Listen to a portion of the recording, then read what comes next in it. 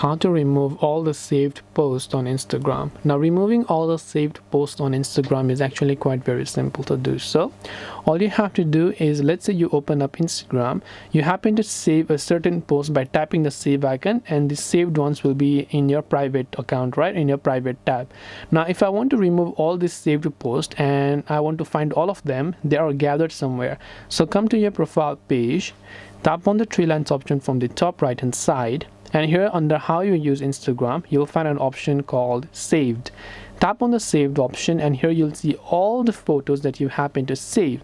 If you want to unsave it, obviously you can select that and uncheck that. Select that and uncheck this saved icon right there in order to remove everything from your saved post. And that's all it takes for you to remove all the saved posts on Instagram. I hope that this video really helped you. If you have got any further questions, feel free to also leave them down below. Thank you for watching till the very end of this tutorial, and see you soon in our next video.